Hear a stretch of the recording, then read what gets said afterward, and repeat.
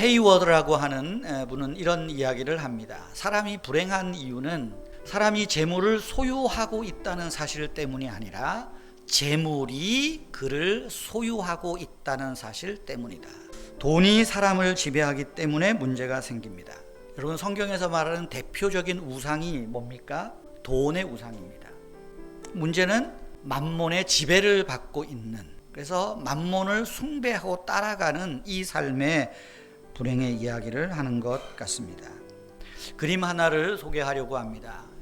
1600년대에 활동했던 버트란트 렘플란트라고 하는, 이분은 빛과 어둠의 화가라 그렇게 말하는 분입니다. 이분이 그린 이 그림이 있습니다. 이 그림은 누가복음 12장에 나오는 어리석은 부자, 이 성경을 가지고 그림을 그린 겁니다. 여기 보면 렘플란트는 빛과 어둠의 그림자라 그랬죠. 여기 보면 깜깜하고 밝은, 아주 대조적으로 그리고 있습니다. 한밤중에 촛불로 인해서 환하게 드러나고 있는 것은 저기 화려한 털옷을 입은 노인, 그리고 저기 널브러져 있는 문서들입니다. 문서들, 땅 문서, 집 문서, 곡식을 판 장부들, 외상 장부들, 이런 것들 쭉 널려져 있습니다. 아마 이 농부는 지금 바닥에 흐트러져 있는 이 금화들 보면서, 또 지금 우리가 손에 가려져 있지만 이거는 촛불에 금화를 딱 보고 있는 거랍니다. 얼마나 만족하겠어요. 야, 그래, 이거지, 내가 이것 때문에 살았지, 아마 그러고 있습니다. 안경 너머로 보이는 저 노인의 그림을 좀 어렵지만 가까이 보면 깊은 주름살이 배어 있습니다. 그런데 이 그림을 평가하는 사람들의 말에 따르면 금화를 보고 있는 노인의 눈빛이 아주 초롱초롱합니다. 실제적으로 확대를 해서 보니까 그래요. 그걸 보면서 이 노인이 얼마나 뿌듯했을까요? 내가 이것 때문에 살았지. 근데 이 그림에 잘 보이지는 않지만 저 바닥에 보면 저울이 있습니다. 저울, 조그만한 저울이. 렘프란트는 이 그림에 숨어 있는 그 저울을 우리에게 이야기하려고 하는 겁니다. 네가 지금 이 저울에 금을 달아보면서 만족하고 있지? 이제 너의 주인이신 하나님께서 네 삶을 저울질할 때가 곧 온다. 이 메시지를 담고 있다라는 그림입니다. 그래서 누가복음 12장에 보면 예수님이 결론적으로 말씀합니다. 어리석은 자여, 오늘 밤에 네 영혼을 도로 찾으리니 그러면 네가 가지고 있는 것이 누구의 것이 되겠느냐. 여러분, 하나님은 세상을 멋지고 아름답게 만드셨습니다. 그런데 마귀는, 우리 원수는 이 세상을 지옥으로 만들었습니다. 아름다운 세상 속에서 사는 사람들을 점점 악마처럼 자기의 종으로 부리고 있습니다. 악마처럼 부리는데 가장 좋은 수단으로 사용하는 것이 돈입니다. 돈의 성능이 얼마나 뛰어난지 사람들은 너나 할 것 없이 돈 앞에 정신 못 차리고 사는 것 같습니다. 돈에 문제가 있습니까? 절대 돈에 문제 없습니다. 돈은 악하지 않습니다. 돈을 대하는 우리의 태도가 문제가 있는 것입니다. 돈을 다루는 우리의 생각이 문제입니다. 사탄은 우리의 생각과 의식을 돈 앞에서 꼼짝 못하는 세상으로 만들고 그 앞에서 벌벌 떨게 만들었다 하는 것이 성경을 통해서 얻는 교훈입니다. 우리는 렘프란트의 그림이든 누가복음 12장의 그림이든 어리석은 부자의 결말을 알면서도 우리가 흠모하는 것은 그 부자의 길을 흠모한다는 겁니다. 요즘 이런저런 뉴스 나오는 거 보면 전부 돈과 관련된 거잖아요. 먹어도 달콤한 그 돈 때문에 결국은 지금 재판받고 수사받고, 어떤 집은 돈 때문에 가족을 죽이기도 하고 형제를 죽이기도 하고. 제가 그런 뉴스를 보면서 어떤 분에게 그런 말을 했습니다. 아휴, 다 어른들이 그랬잖아. 돈이 왼수야. 돈이 왼수야. 그랬더니 그분은 교회를 안 다니는 사람입니다. 그랬더니 목사님이 그런 말씀하면 안 되죠. 왜? 성경에 원수를 사랑하라 그랬잖아요. 제가 그 말 두고 뻥 오더라고요. 아, 그렇구나. 무슨 돈과 얽힌 문제 나오면 교인들 얘기 많이 나오고 교회 얘기 많이 나오는데, 돈이 왼수야 하면서 원수를 너무너무 사랑해서 이 꼴이 됐는갑다. 돈을 제대로 사랑하는 방법을 좀 우리가 알면 좋을 텐데, 그 생각을 하게 되었습니다. 디모데 전서후서는 사도 바울의 목회 서신이라 그렇게 알려져 있습니다. 바울이 믿음의 아들인 디모데에게, 에베소에서 목회하는 디모데에게 교회를 이렇게 목양하고 성도들을 이렇게 말씀으로 목양할 것을 권면하는 그런 내용입니다. 근데 이 디모데전서 6장에 보면 거의 돈에 관한 이야기입니다. 목회 서신을 하면서 왜 돈 이야기를 할까? 우리 삶에서 돈은 때려야 뗄 수 없는 필수적 수단이고 요소이기 때문입니다. 우리는 돈 없이 못 삽니다. 돈돈거리고 살고 돈을 위해서 산다고 해도 과언이 아닙니다. 여러분, 성경을 보면 돈 자체에 대해서 악하다 선하다 말은 없습니다. 돈은 선하게 쓸 수 있고요, 잘못 쓰면 악한 거예요. 중립적입니다. 돈은 어떤 사람들에게는 행복을 주는가 하면 어떤 사람들에게는 불행을 줍니다. 어떤 이에게는 웃음을 주고 어떤 사람에게는 눈물을 줍니다. 혹시 여러분 돈 때문에 지금 울고 있나요? 돈 때문에 웃고 있나요? 돈 때문에 웃고 있는 분은 교만해지는 거 조심하시고요, 울고 있는 분은 원망하고 한탄하지만 마십시다. 오늘 디모데전서 6장 7절부터 보면 이 돈의 성격이나 경제 원리를 이야기하는 것이 아닙니다. 돈을 대하는 사람에 대해서 이야기를 합니다. 특별히 보면 세 부류의 사람이 있는 것 같아요. 첫 번째는 7절에 보면 우리라고 말합니다. 근데 여기서 말하는 우리는 사도 바울이나 디모데나 교인들, 일반적인 서민들인 것 같아요. 우리가 누구냐? 우리 아무것도 안 가지고 왔고 가져갈 것도 없어. 먹을 것과 입을 것이 있으면 족한 줄로 알 것이라. 이 얘기를 누가 합니까? 우리 같은 평민들, 서민들이 주로 이 말합니다. 우리의 이야기예요. 우리의 이야기. 두 번째로는 부자가 되고 싶은 사람입니다. 이 사람들 교회 밖의 사람이 아닙니다. 교회 안에 있는 우리도 부하려 하는 사람들이에요. 여러분, 부자 되고 싶지 않으세요? 내가 부자 되기에는 너무 나이가 많아 싶습니까? 그럼 우리 마음의 소원이 있잖아요. 내 자식들은 부자가 되면 좋겠는데. 우리 모두는 부자가 되고 싶어요. 세 번째, 어떤 사람이 있을까요? 이 세대에서 부한 자들, 즉 이 세상에서 부자가 있어요. 이 사람들 역시 교회 밖의 사람이 아니고 교회 안에서 지금 부자 소리를 듣는 사람이에요. 이 세대에서 부한 자들에게 내가 말하고자 합니다. 이 말은 무슨 얘기일까요? 이 세대에서 부한 자들은 이 세상을 위한 부자들을 위하여 내가 말하고 싶다. 우리는 어떤 부자가 돼야 되는가? 지금 부자들에게, 아니 부자가 되고 싶어하는 사람들에게 우리는 이 세상을 위한 부자가 돼야 된다. 여러분, 우리 부자 됩시다. 우리 자식들 부자 됩시다. 어떤 부자? 이 세상을 위한, 이 세대를 위한 부자가 되어야 되겠다. 세상을 위한 부자가 그리스도인으로서 세상에서 부자로 살아가야 할 이유고, 실제 우리 그리스도인은 땅의 것뿐만 아니라 하늘을 소유한 하늘 부자임을 말씀하는 것입니다. 그러면 여러분, 이 세상을 위한 부자, 어떤 부자입니까? 먼저는 마음을 높이지 않는 사람입니다. 이 세상을 위한 부자는 내가 좀 돈 좀 있다고 거들먹거리지 않습니다. 근데 오늘날 우리가 만나는 많은 부자들은 어떤 사람들입니까? 마치 스스로 의인인 척 생각합니다. 내가 노력해서 내가 수고한 대가로 이렇게 부자가 됐어. 너네들은 게을러서 그래. 가난한 사람들은 못나서 그래. 스스로 의인인 척이에요. 돈 많은 사람들 앞에서 머리 숙이고 허리 조아리니까 마치 자기 인격이 고상한 것처럼 생각합니다. 부자가 갖는 위험성이에요. 여러분, 부자라고 해서 인격이 고상한 것 아닙니다. 부자라고 해서 뭐든지 할 수 있는 게 아닙니다. 제한적인 능력밖에는 없습니다. 이런 사람이 이 세대에서 부한 사람인지는 몰라도 이 세대를 위한, 이 세상을 위한 부자는 아닙니다. 세상을 위한 부자는 마음을 높은 데 두려고 하지 않습니다. 17절에 그 말이잖아요. 이 세대를 위한 부자들에게 명한다. 마음을 높이지 마라. 두 번째로, 이 세대를 위한 부자는 재물에 소망을 두지 않는다는 것입니다. 재물은 흘러가는 것이다.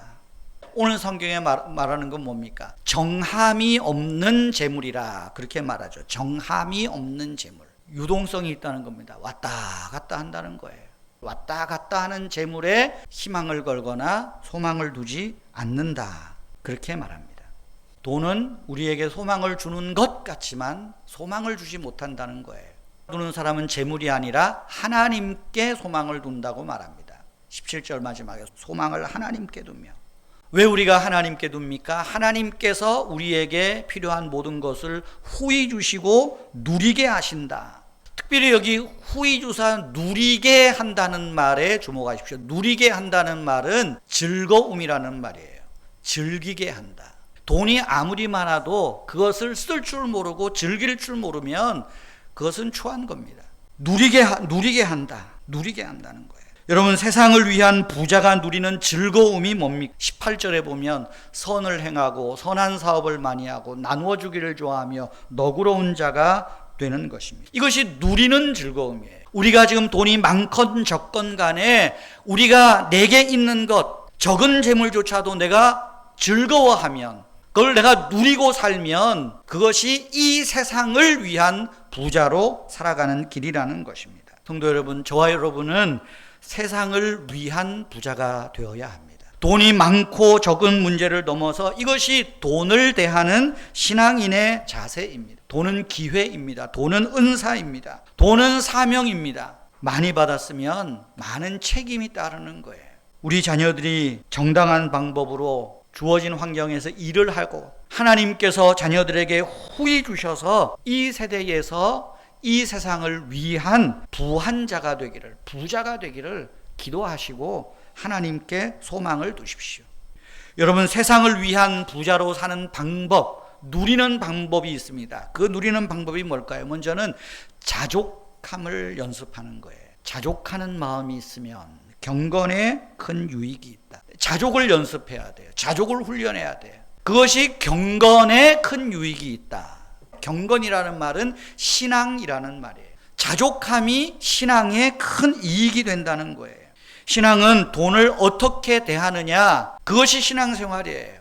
돈을, 이것을 하나님이 주신 것으로 알고 하나님의 주신 것을 누릴 줄 아는 자, 이것을 즐겁게 쓸 줄 아는 사람, 그 사람이 세상을 위한 부자로 살아가는 길입니다. 때문에 우리 그리스도인들은 어떻게 돈을 많이 벌어들일까, 어떻게 하면 내가 부자가 될 것인가 연구하기 이전에 자족하는 법을 먼저 연습하라. 우리가 먹을 것과 입을 것이 있은즉 그럴 때 어떻게 해요? 선한 일을 하고 선한 사업에 나누어 주는 일을 힘쓰는 것 아니겠어요? 또한 세상을 위한 부자가 되는 것, 누리는 방법이 뭡니까? 돈으로 오는 유혹을 잘 분별해야 돼요. 9절 10절에서 말합니다. 부하려 하는 자들은, 우리 다 부자 되고 싶잖아요. 미혹을 받아 믿음에서 떠날까 조심하라. 시험과 올무에 빠질까 조심하라. 그 말하는 겁니다. 여러분, 요즘 보이스피싱, 문자 피싱이 아주 도를 넘는다고 합니다. 근데 생각지 않게 사람들이 문자 피싱이나 보이스피싱에 많이 넘어간대요. 그게 뭐예요? 이 유혹하는 거예요. 자기도 모르게 누르고 하라는 대로 하고, 그게 뭐겠어요? 미혹을 받는 거예요. 성도 여러분, 돈이 얼마나 중요합니까? 우리는 돈 없이는 하루도 못 삽니다. 오늘 성경이 우리에게 가르쳐 주시는 것이 뭡니까? 물질이 나를 다스리지 못하도록 내가 물질을 다스리는 자가 되라고 하는, 그것이 세상을 위한 부자입니다.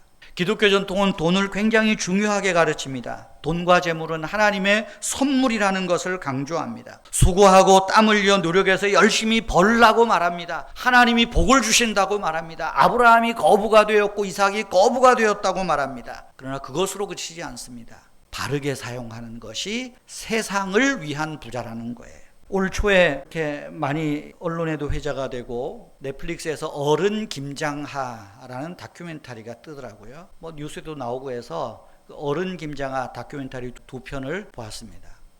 보면서 아주 굉장히 감동을 받고, 이런 분이 있구나, 그런 생각을 하게 됐습니다.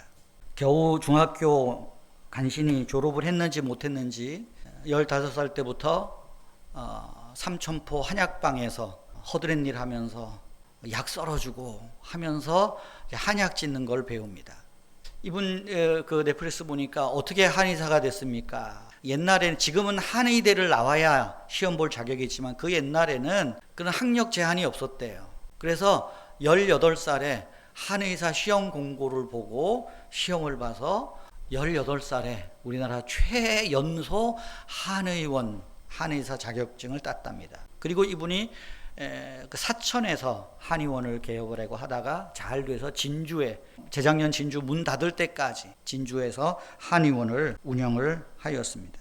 벌어서 어떻게 이렇게 돈을 많이 법니까? 소위 말하는 박리담회를 어려서부터 알았던 것 같아요. 약을 싼 값에 제조해주고 가서 또 뭐 잘 제조하는지 나으면 소문이 돌아가지고 진주에서 아마 돈을 어쨌든 많이 벌었대. 이걸 어떻게 쓸 거냐를 고민한 것 같아요. 그래서 이분이 83년도에는 명신고등학교를 이분이 자기 사재를 털어서 세웠다가 91년도에는 정부의 기부 체납에서 공립학교 만들고요. 또 성평등 이 문제를 위해서 또 억압받는 매맞는 여자들을 위해서 또 뭐라 그래요? 공동체도 지어주는데 기꺼이 하고. 근데 자기 이름을 안 내더라고요. 그걸 기자가 파헤치고 해서 이 사람이구나 발견을 했어요. 뭐 보니까 이분 장학금을 받고 아주 훌륭하게 되신 분들, 뭐 지금 뭐 교수도 많고 의사도 많고, 뭐 얼마 전에 헌법재판관 뭐 문형배 이분도 중학교 때 고등학교 때부터 이분 장학금 받고. 근데 제가 이 김장하 씨를 쭉 보다가 근데 이분의 장학금을 받고 공부한 사람들 이렇게 뭐 이렇구나 그렇구나 하다가 제 눈에 하나 탁 뜨인 사람이 있습니다. 우리 교단에 목사님이 한 분 계세요. 지금 신학대학원에서 교수, 몇 년 전부터 교수하는 분인데 강성호라는 아주 젊은 교수가 있습니다. 이런 분이 있구나. 이 교수가 김장하 장학생이었구나. 이렇게 알고 있다가 유튜브에 보니까 CBS에서 인터뷰한 게 있더라고요. 여러분 제가 그걸 하나 보여드리겠습니다. 초등학생 시절 부모님을 일찍 여의고 둘째 누나의 가정에서 자란 강 목사는 당시 과학고에 합격했지만 학비와 기숙사비를 감당하기 어려운 상황이었습니다. 하지만 친척을 통해 우연히 김장하 선생을 알게 되었고 장학생이 되어 학업을 이어갈 수 있었습니다. 1994년 4월에 이제 그 남성남 한약방에 찾아갔는데 선생님이 제가 문을 열고 들어가자마자 그 고등학교 학비랑 생활비 그리고 대학까지 학비를 자기가 지원하겠다라고 말씀해 주셔서 그때부터 이제 대학교 졸업할 때까지 지원을 받았습니다. 강 목사는 한 달에 한 번 장학금을 받기 위해 한약방을 찾아갈 때면 짧은 만남 속에서도 늘 용기와 지혜를 얻었다며 영혼이 맑아지는 시간이었다고 회상합니다. 저렇게 훌륭한 선생님에게 도움을 받았는데 내가 삶을 제대로 못 살아서 선생님께 누가 되면 어떻게 하나라는 생각이 항상 있고요. 언제나 지혜로우시고 언제나 용기를 북돋아 주시면서 제가 어떻게 지내고 있는지도 물어보시고 어떤 게 어려운지도 물어봐 주셨고 만나고 오면 더 열심을 내게 되고 더 용기를 가지게 되고 그렇게 했었습니다. 저는 한약도 많이 받았습니다. 그래서 그 보약 먹고 힘내서 공부하고. 강 목사는 갚으려 거든 사회에 갚으라는 가르침을 실천하기 위해 도시공학을 전공했지만 대학생 때 소명을 받고 목사가 되기로 결심합니다. 비기독교인인 김장하 선생이 혹여 실망하거나 부정적으로 생각하진 않을까 걱정했지만 김장하 선생은 도리어 목사는 우리 사회에 꼭 필요한 직업이라며 선한 영향력을 끼치는 좋은 목사가 되라고 격려해 주었습니다. 목사가 우리 사회에 꼭 필요한 직업이라고.